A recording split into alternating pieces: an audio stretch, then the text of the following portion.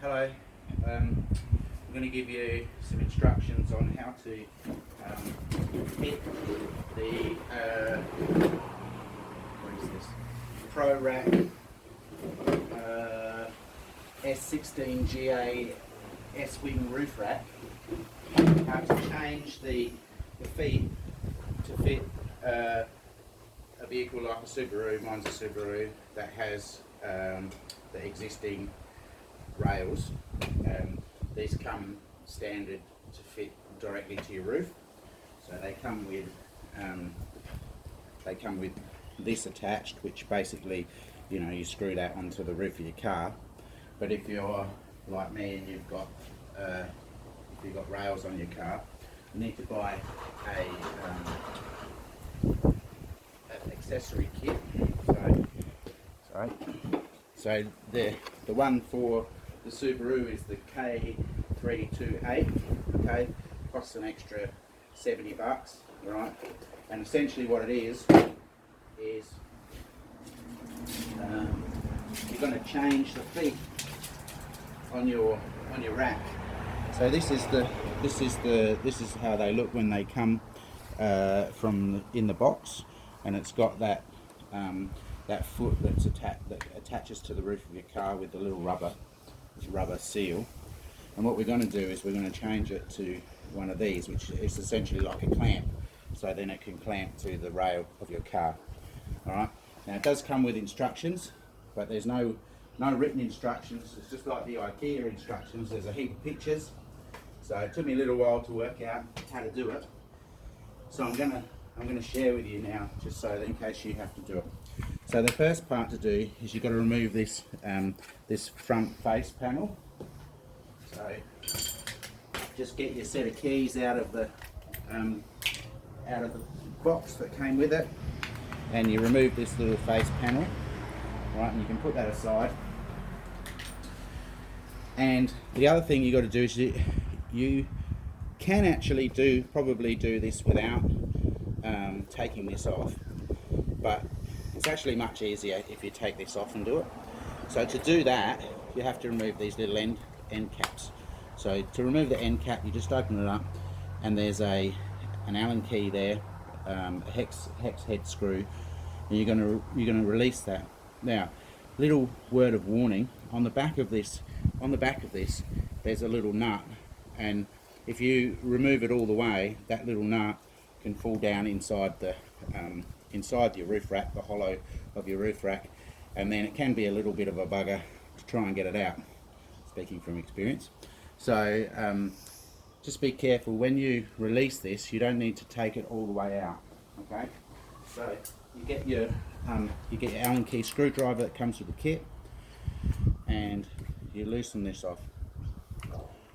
Alright, so as you can see, oops,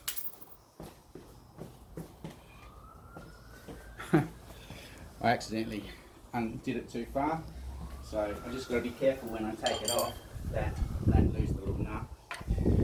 There's if you can see here, there's a little plastic pin. I'm going to push that in, and then I'm going to pull this off. It's a two-handed job.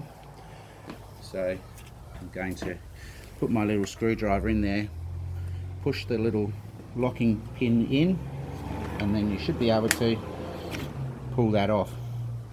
Now the little nut has disappeared inside, so let's see if we can tease it out. There it is. Alright, so that's what it looks like. It's like a little backing plate. So before I lose that little backing plate, I'm going to put it back on here with the screw. So as you can see, this little screw goes through there, and then you've got this backing plate which it attaches to. So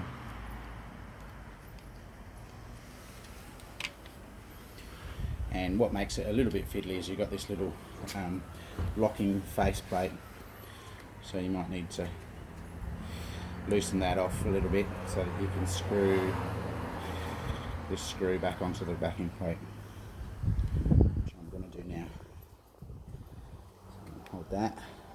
It's a bit fiddly, helps if you've got little fingers, not big ones, fat ones like mine. So obviously you want that little backing plate on the back there.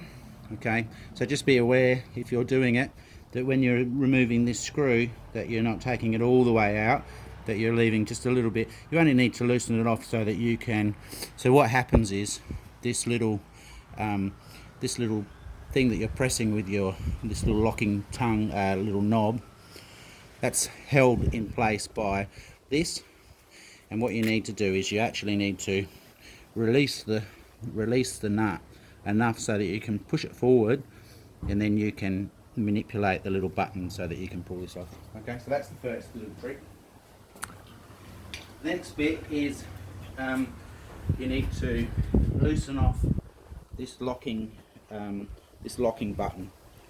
So with your screwdriver, you're going to give it a few turns until you can push it.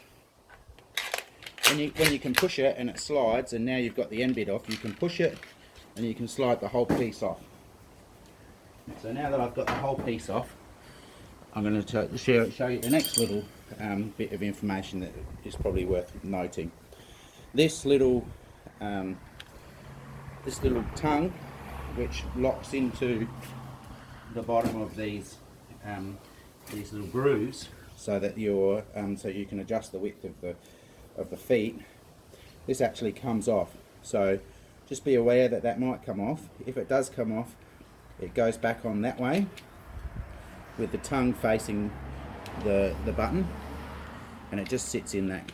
It just sits in those grooves, and that little dot, a little metal button bit, clicks back into there when it's together. So just don't lose it. You can put that aside. Right. The next part is fairly simple. So you've got to remove this bottom plate. So you should just be able to give it a bit of a push, and it will slide forwards like that. And you can take that piece out, and then you have two little pins that you pull out. Don't need pliers. I just pull them out with my nails like that, and then this whole bottom plate comes off. So we put these aside. Who knows, you might need them at some point, so if you want to keep them, otherwise you can throw them in the bin. Then you've got the replacement foot, which is going to go on the bottom. Now these there's 4 of these, 2 for the left and 2 for the right, and they match up with the top plate. So what you need to look for is this little raised bit at the bottom. There's a little groove there that it slots into, and then so what you're going to do is you're going to fit it in, and if you just maneuver it around a little bit, you should be able to get it to slot together like that.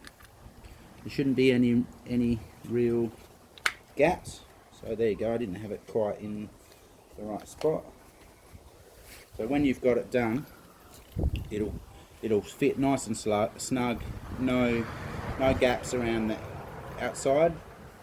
Then you have 2 little self-tapping hex screws, and they're going to go one on either side of where the pin was, where you took the other pin out,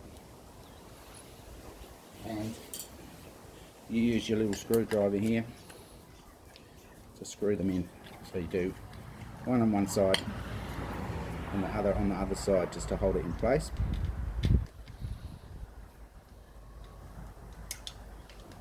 Okay.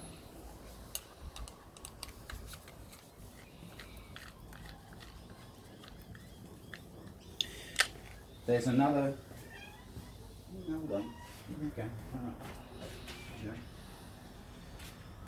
So there's another little hex bolt that goes into this hole there underneath, and you can see.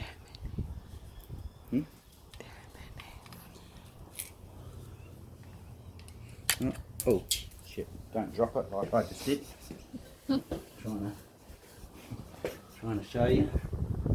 Alright, so, and there's a little washer too. So the washer goes with this bolt. There's only 4 washers, and they go with these 4 hex bolts. So you screw them in, give it a little tighten, make sure it's reasonably firm.